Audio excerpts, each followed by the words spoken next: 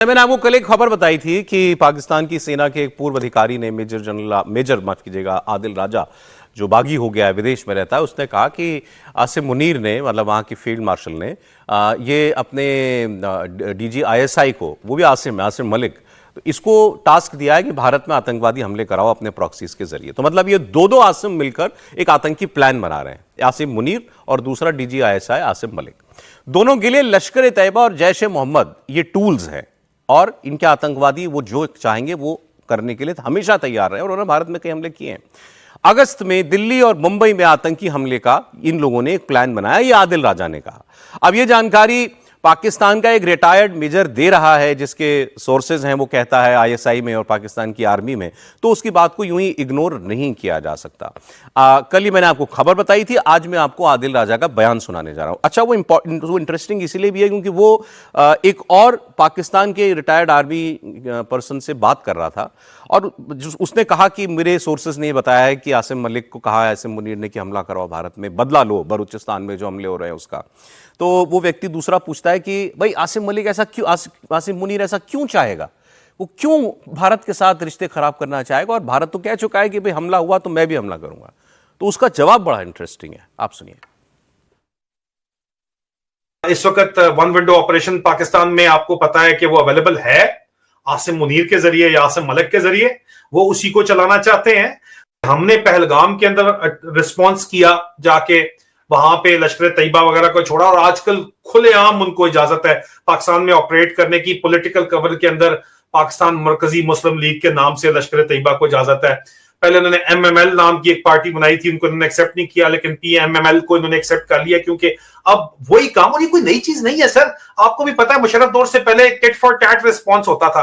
अब जैसे वो करते थे यहाँ से हम करते थे। हाँ, तो उसी में 26/11 वगैरह हुआ है, तो उसी चक्कर में उसी आइडियोलॉजी के तहत मुला मिलिट्री अलायंस को रिवाइव करके, लेकिन सर वो हालात अब रह नहीं गए। लेकिन आप उन्हीं हालात को दोबारा से रिवाइव करने के चक्कर में अभी अगस्त में मेरी इतलात ये है कि मुबैना तौर के ऊपर प्लान किया गया है मेनलैंड के अंदर, कश्मीर में नहीं, न्यू दिल्ली और इंडिया को टारगेट करने का प्लान इनका जो है वो चल रहा है। और अब प्लान हमने एक्सपोज कर दिया है, तो अभी पता नहीं उसको ऊपर नीचे करेंगे, लेकिन अंदर से प्रेशर बहुत ज्यादा है क्योंकि ये जो बलूचिस्तान के रिस्पॉन्स में, माइंड यू, बलूचिस्तान के रिस्पॉन्स में ये करना चाह रहे हैं, स्टेट एक्टर्स ये काम कर रहे हैं।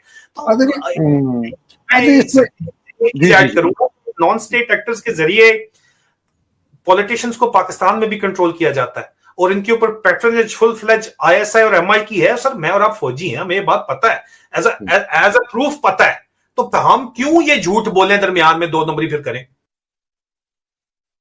अच्छा, वो बात आई नहीं इसमें आगे, मैं आपको बताता हूँ कि मैंने पूरा स्टेटमेंट ये सुना है। तो इसने दूसरे व्यक्ति ने पूछा कि वो भी आर्मी का ही है पाकिस्तान की, कि वो क्यों करेगा ऐसा। तो ये जवाब देता है आदिल राजा कि फील्ड मार्शल आसिम मुनीर कोई पाकिस्तान का लोकप्रिय नेता तो है नहीं, पाकिस्तान की जनता का हीरो तो नहीं है वो।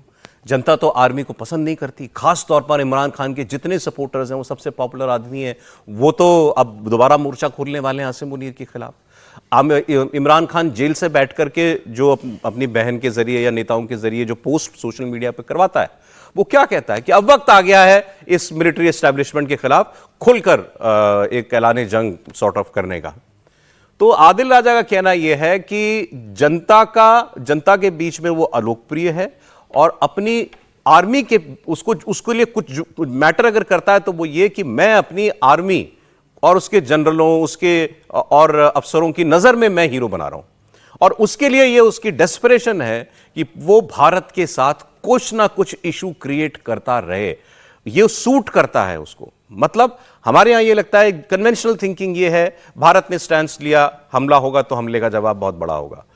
तो वो आदिल राजा ये कह रहा है कि वो तो ये चाहता है, आसिम मुनीर ये चाहता है, क्योंकि उसका सर्वाइवल इसी बात पर टिका हुआ है कि भारत के साथ तुम किसी तरीके से लोहा लेते रहो। एक यही चीज है जो जनता की नजरों में भी और वहां की आर्मी की नजरों में भी आसिम मुनीर का कद बनाए रखेगी। गलत तो नहीं सर? बिल्कुल सही कह रहे हैं आप सौरव जी। पाकिस्तान आर्मी का वजूद क्या है कि कोई थ्रेट होगी, थ्रेट कहां से होगी?